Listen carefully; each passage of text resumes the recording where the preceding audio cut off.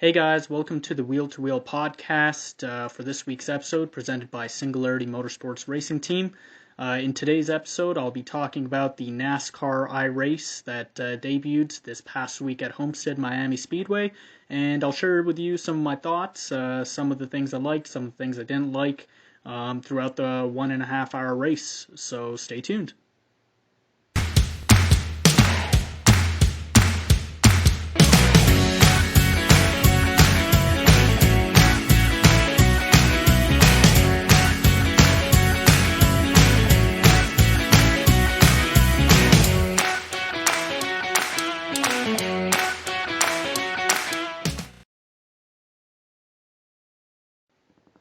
So before we jump into the start of the race, I wanted to highlight a few items here in terms of things to watch out for in the race.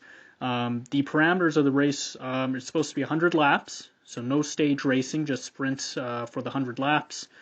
We have 2 resets per driver, and so that's interesting because obviously if you get involved in a wreck, you have the chance of resetting your car twice to get back in the race.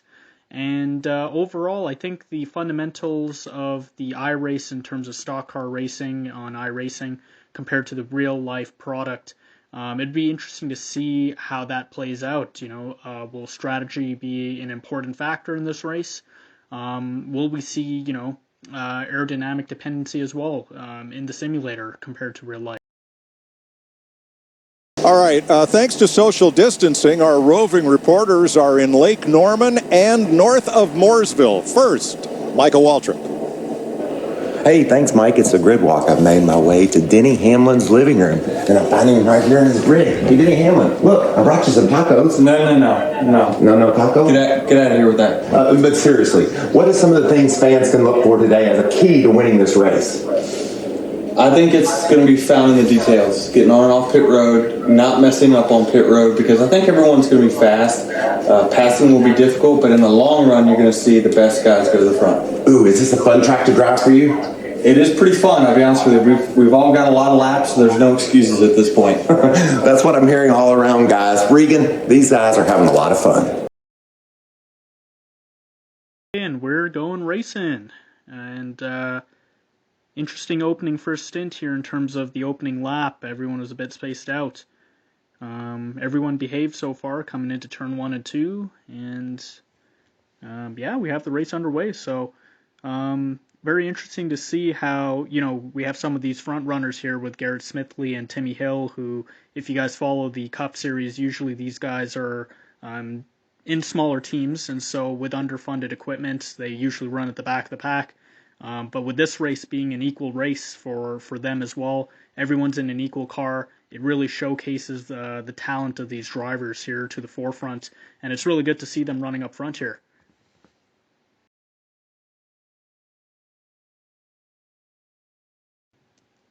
Oh, we got a crash here. It looks like it's Anthony Alfredo, and he's all torn up here. So, wow, it's only the second lap when we've got our first caution of the race. So, quite interesting already. Heavy damage there on the front end. And obviously the damage does affect the cars in the same sense that you'd expect in real life. There's someone else with smoke in there too. Don't know who that is. Pace cars out. Yeah, heavy damage there to Kurt Busch too in the one there. Let's see what happened. So he's coming off of turn 4 here. And oh yeah, that's a major impact there. I don't know. I think that was Austin Cindric there in the number 12 car there that just lost it coming out of turn 4. Quite unfortunate, but yeah, both those guys will be getting a reset here quite early in the race, so they got one more reset left.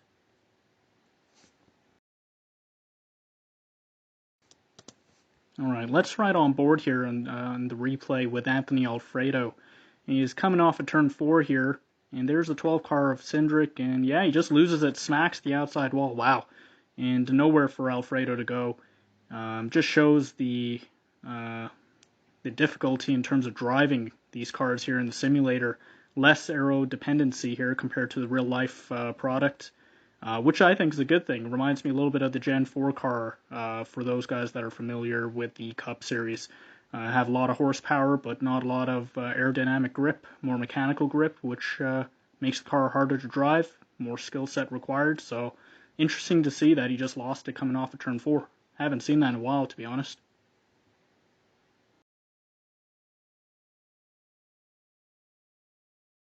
Don't have a lot of grip for a lap. Cars get real loose. Really loose. And you asked the question about being realistic. That's the most realistic thing about that. Actually, these cars are harder to drive, I hate to say that, than our cars. Our cars are pretty forgiving. When you get loose, they kind of catch themselves a little bit. This thing, when it gets loose, she gone.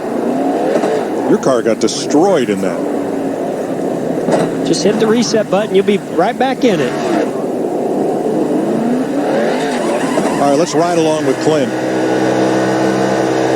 See, they're already wrecking up ahead of them. Oh, we needed another spotter, I think, for Clint. It's interesting for Clint Boyer to mention that, these cars are difficult in terms of driving compared to the real product or real race car. It's very interesting, I find, just because, honestly, it looks like it is actually more difficult based on not just the number of crashes, but how people are moving and dicing in terms of trying to just keep the car stable going into the turn. I think it's, again, a very interesting factor that evolves in terms of watching the iRace compared to real life, and something that I think we should have more of in real life, making the cars harder to drive.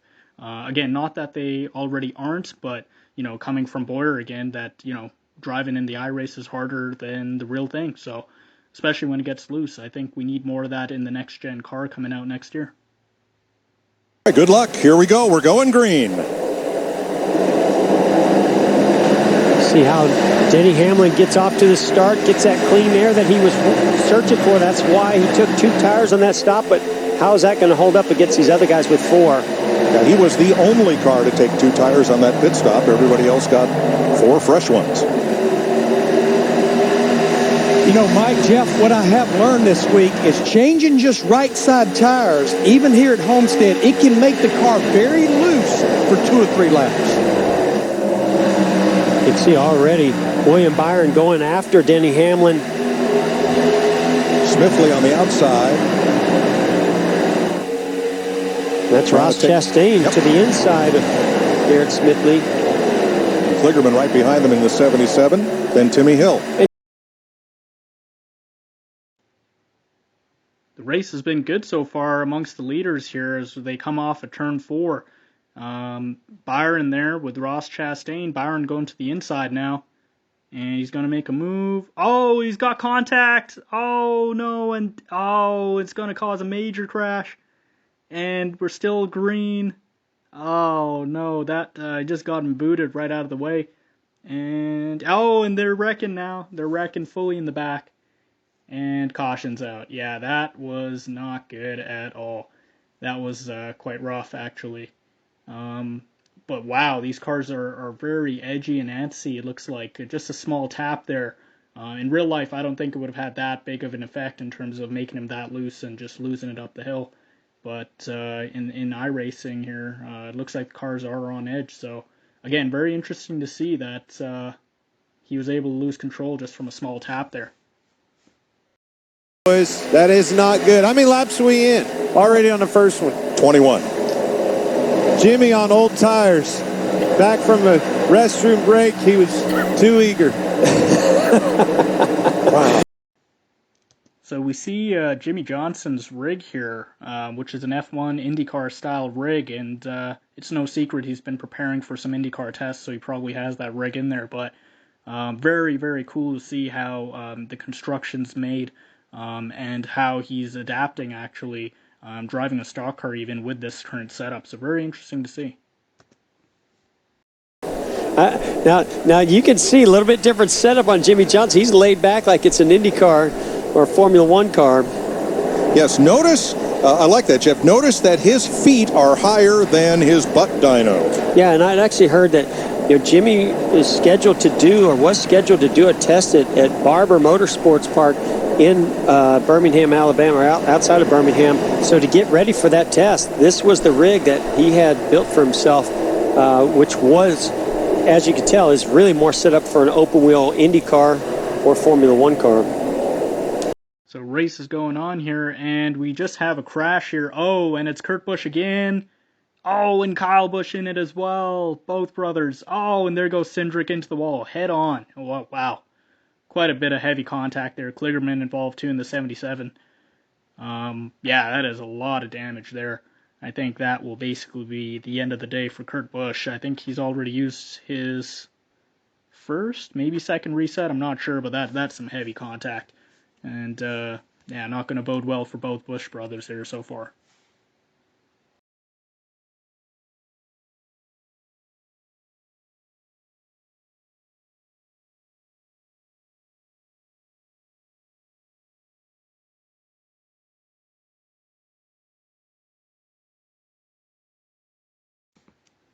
Great racing here so far amongst the leaders, Timmy Hill and William Byron there, as well as Smithley. And Hill goes to the inside of Byron to make the move.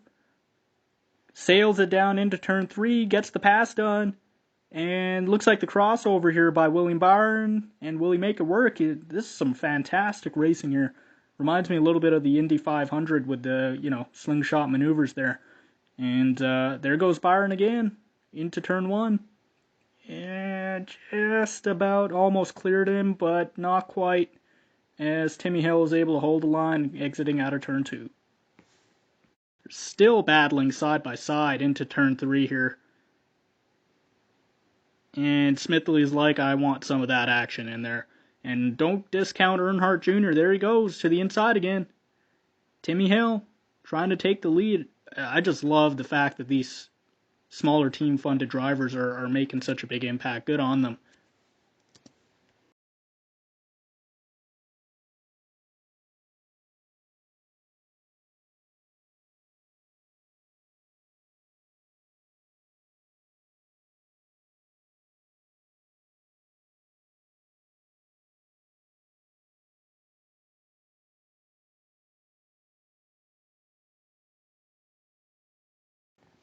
So it's very interesting to hear Jeff Gordon make those comments, and obviously not a shock to us here that that iRacing unfortunately is not able to model it 100%.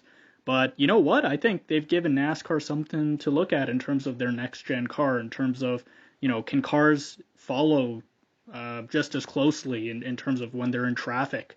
They're driving on the bottom of the track near the apron, which in real life they don't really do. As the tires wear out, they move closer to the wall. But look at the racing that we're seeing here. Some great racing due to the fact that you're able to follow the car ahead of you, due to, again, more mechanical grip and not as much of an aerodynamic influence. So that's interesting that he also observed that, and hopefully NASCAR observes that too and makes those changes here for the Gen 7 car.